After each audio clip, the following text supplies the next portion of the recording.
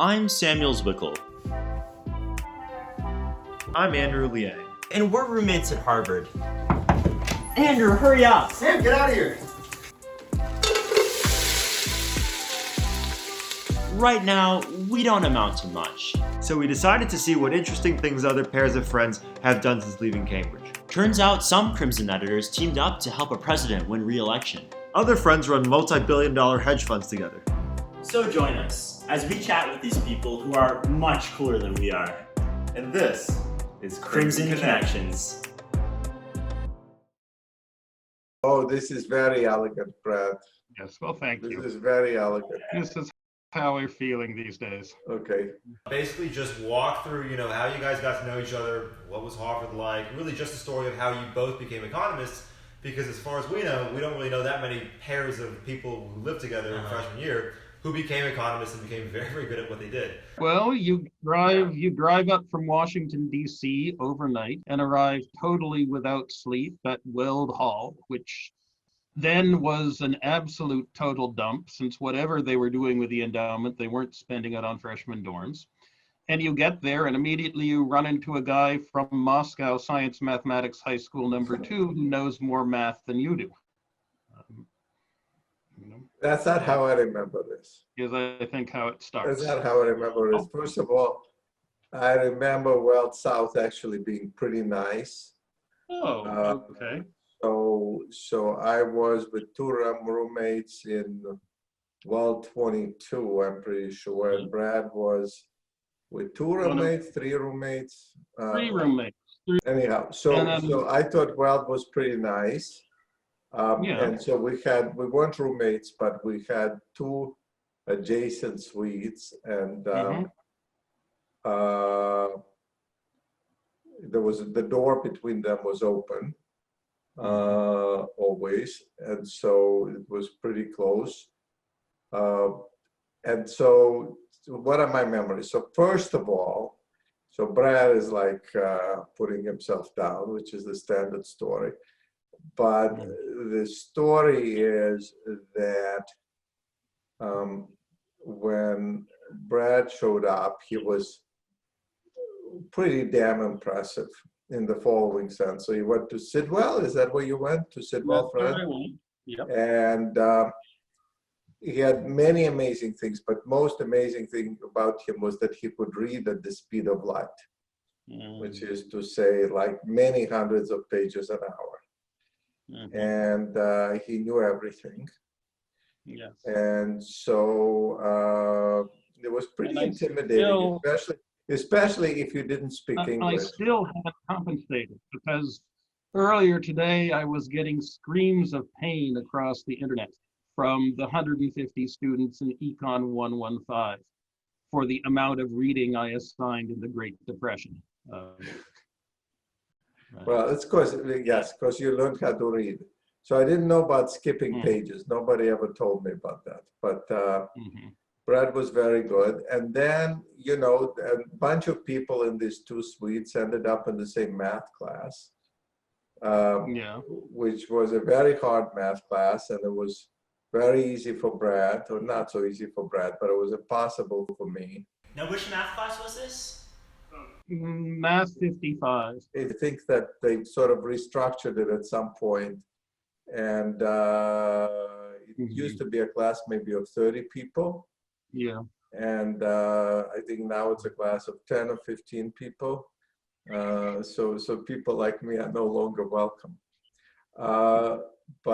Anyhow, so we took that class, but and I had a serious leg up because I'd had the first third of it the previous year. Thanks to Sidwell Friends School taking some of our then expensive, but not as expensive as today, tuition, and using it to deploy one of their teachers to teach 4 of us, second year calculus in high school. Anyhow, so that was that, but it was a very nice group of people. We had a lot of fun. As Brad explained, everybody became extremely serious, maybe with the possible exception of me, but everybody became very serious. But we also had a lot of fun. Now, Brad announced, he probably forgot about this, okay?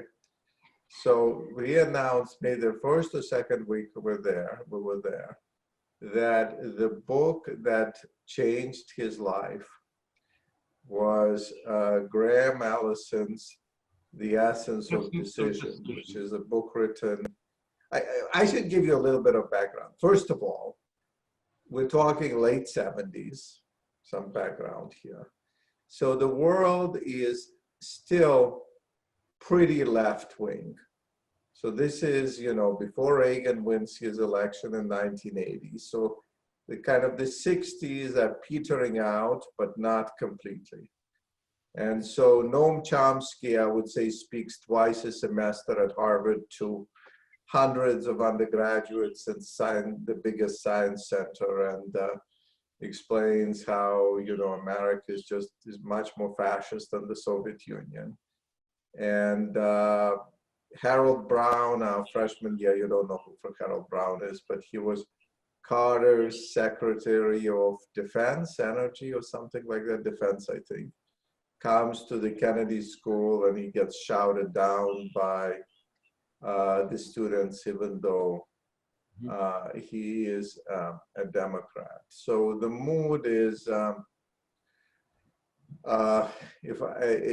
later, not our freshman year, but this is another little historical episode. There is an election in Nicaragua where Daniel Ortega, who is now president, but at that time was not yet president, and was running for the election. And this was going to be the first time that a socialist wins a fair election. And there was a lot of excitement about that. And then he lost. So this is the era. So it's not exactly the 60s, but it's not yet the 80s where Reagan is president and everybody goes to Wall Street. The stock market, remember, takes off in 1982. So this is still not, this is before the time when people go to Wall Street. And I can't remember, I was trying to remember, Brad, did you take Ec 10? Yes, we took Ec 10. We took Ec 10. We had Rick Erickson, who was We then took Ec 10 together as well as Math 55. And of course, Ec 10 was back for in the Brad days like a total piece of cake. when And they for me actually, was a revelation. Yeah, they actually made first-year econ professors teach Ec 10 sections. And, Rick Erickson was a specialist on the Soviet economy. And the course, as he taught it, was absolutely mind-blowing. In large part because he did an awful lot of comparative systems stuff. And they all showed up extremely strongly to the advantage of the market economy as an incredibly effective decentralized information aggregation and transmission mechanism for making detailed societal scale decisions. That you take Rick Erickson's version of Econ 10 and you're extraordinarily aware of all of the advantages of pushing decision-making out to the periphery of society where the information is, and also of making the people who make the decisions feel in their pocketbook the implications of those decisions for society. And so, listen to Rick Erickson, and basically you get converted, or at least if you're me or Andrei, you get converted. Plus the fact that he actually used math. And so all of a sudden, all of this math that we were off there learning from, was it David Rohrlich in Math 55? You could then use a whole bunch of it to actually calculate things and do things and make arguments. So that made me think that econ might be really, really fun, which was then absolutely, totally reinforced the first semester of sophomore year when we wound up having John Giannakopoulos, now at Yale, teaching us micro. Brad was probably aware of a bunch of the issues in Ec 10. For me, it was pretty much a total revelation. And I loved it. And Where would you have I seen it remember we had before? all kinds of debates in that suite about various issues that came up, mostly with me being on the right and Brad being on the left. Those things have not really changed that much. Now, what did you guys do on campus apart from economics and Math 55? Having fun? Is that what you said? Yeah, well, what happened in between that door frame that separated you guys in Weld? Yeah. Nobody would want me in a club, be serious. Not so much sports. I think there were some parties, we had a lot of fun, but I wouldn't put us necessarily in the top quartile of Harvard undergraduates in terms of having an active social life. My biggest memory of Harvard social life from freshman year is one day in February when I headed out to meet some people. And, you know, it was one of those Cambridge days when it was snowing and then it had been raining and then it turned colder at night, but then it turned warmer. And so there was an inch of ice underneath everything, but now it was Wait, Brad, can I interrupt you? There was some massive storm where they shut Harvard down. It was very unusual. Was that our freshman year or was that later? Blizzard, some big weather event. I think that might have been freshman year. But at any event, I headed out to go meet these people, and I got outside of Weld, and I promptly fell down on the ice and then slid into an 8-inch deep puddle of water that was 33 degrees. And so I picked myself up, and I turned around, and I went back into Weld and crawled into bed on the grounds that clearly this was not meant to happen today. Sounds like a great story about our social lives, yes. So did you all block together as people who knew each other after freshman year, or did it block together? No. Brad went to Leverett, and I went to Leverett. Yeah. I went to Leverett with people from the 5th floor of Weld. Andrei went to Adam's house. Yes, and another one of my roommates also became, there's a lot of people becoming professors. There's just a ton, and I don't know whether it's random or not. Which one of you decided first that you wanted to be an economist? Or did you land at the exact same time in the same conversation and say, like, we're both becoming economists, let's do it? Well, Brad majored in social studies because he could read fast. And indeed, it wasn't until, I guess it wasn't until it's 1981, the economy is going to be in a recession. When we graduate in June of 1982, the unemployment rate's going to be 11%, the worst job market of the post-World War II era up to that point. And so I decided I wanted to hide inside the university for a while longer rather than go out and get a job. And everyone was telling me that you're a natural historian, your thesis is extremely well written, you should become a history professor. But I noticed that the people applying for assistant professorships in history and social studies were 40 years old and had written 2 books and said they'll come no matter how little they pay you. While the people applying for jobs as assistant professors of economics and social studies were 25 with 1 half-written paper and say, well, I have serious options, and yes, Harvard is prestigious, but this pay scale doesn't really seem appropriate. And so it seemed that going to graduate school in economics was definitely the sweet spot. That a much shorter time to degree and time to employment than any other discipline, except maybe, and a much better job market when you got out, except maybe for chemical engineering and computer science. Had computers back then? Not sure. I wrote my first economics paper on punch cards. When was it? You guys even know what punch cards are? Anyhow, so look, for me, the answer to that question is much simpler, which is that,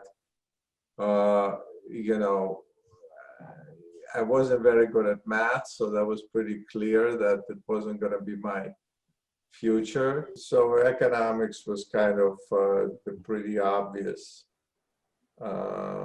strategy for me because A, I liked it, B, it seemed to have liked me, and Larry Summers thought it was a good idea, and Larry is definitely thought it was a good idea. At least he was suitably amused. You know, we started writing together only in the late 80s, in after grad school, maybe the end of grad school. Yeah, and what does that writing process look like for you guys when you collaborate? Does somebody, write all the words, somebody work out all the numbers? Who comes up with the best ideas? What does it look like start to finish? Well, the glue in all this was Larry Summers, who hired me. I don't remember, Brad, if you worked as his research assistant, who hired me as a research assistant when I was 19 and still likes to tell stories about how I was the absolutely worst research assistant he ever had. But he was extremely animated in the early and mid 80s, I would say, about finance and efficient markets and all this psychology. And Larry had the insight that Milton Friedman had this argument that people had found very convincing, that irrational speculators would buy high and sell low and so lose money and so vanish from the marketplace and not be important.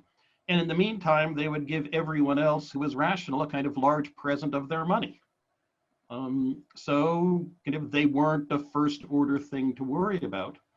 And Larry's insight was that in a world in which risk is substantially priced, that's not true. Okay, Brad, you got but irrational investors Can I interrupt? Can I interrupt? Yeah.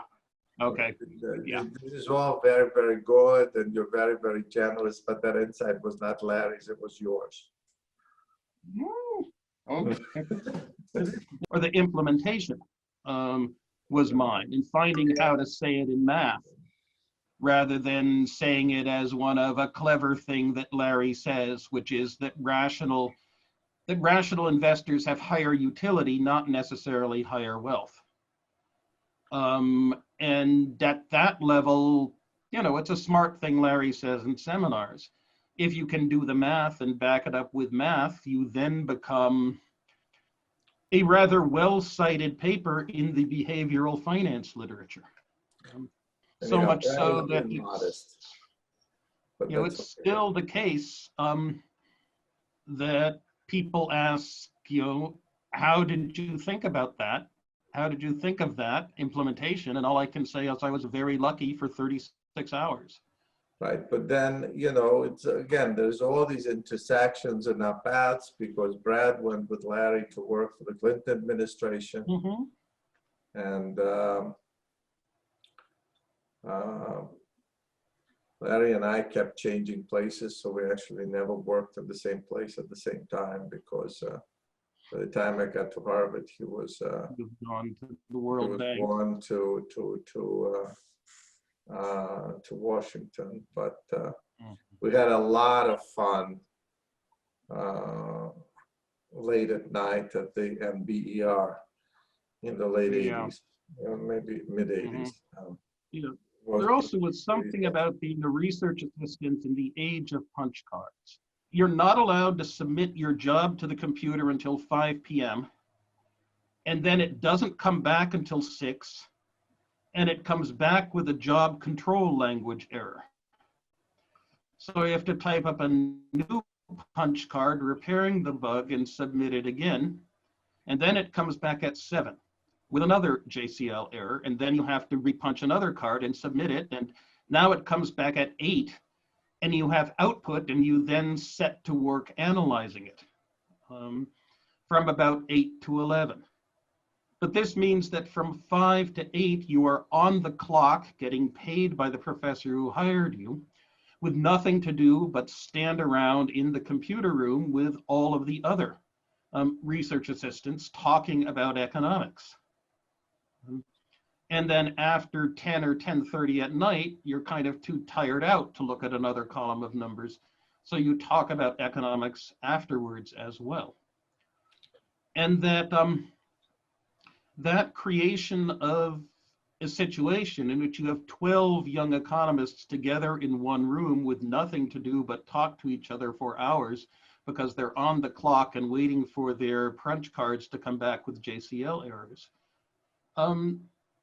was a tremendously effective educational institution all on its own, down there at 1050 Massachusetts Avenue. The section of Mount Auburn and Mass Avenue. Yeah. It's just maybe. Auburn, across the street from where the Dolphin Seafood Restaurant was, that offered a $3.85. That's been gone for quite some time. Yeah. $3.85 bluefish lunch special if you ordered it before 11 o'clock. And Larry Summers lived upstairs in the apartment building on top of the Dolphin Seafood Restaurant. That is definitely true. When Brad talks about the experience of punch cards, all I think about is that our friend Larry Summers likes to talk about my research assistant experience as a 999-year-old man, which is evidently, it's not my recollection. I was not so great at cleaning the data before I was running regression. And so there was an observation in some data set that he purports to remember, in which some individual was 999 years old. And I failed to detect that anomalous observation. Thanks a lot, guys. This is great. That sounds great. Really appreciate it. Okay, take it easy. Okay. In the meantime, I suppose the most important lesson for the young ones is clean your data. Right, there you go. I still don't know how to do that.